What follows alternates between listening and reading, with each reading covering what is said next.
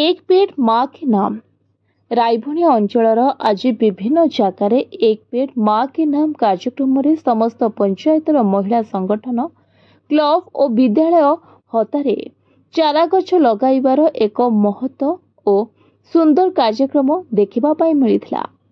रायभणिया पंचायतर सरकारी कबाट घाटी उच्च विद्यालय परिसर में और तापरे विद्यालय को लगी रही सरकारी जगार विद्यालयर छात्र छात्री मानक सह बाहारगढ़ और कबाट घाटी गाँव एसओजी ग्रुप रो महिला स्थानीय युवक रायभणिया पंचायतर सरपंच श्रीजुक्त संदीप नारायण घोष पंचायत पीओ बुद्धिमणि माझी उपस्थित रे शह शह चारागछ रोपण करा जायछि।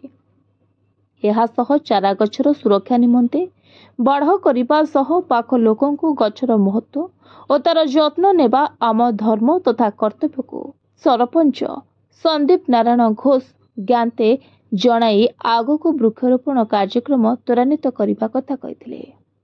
Bureau report, voice of Odisha live.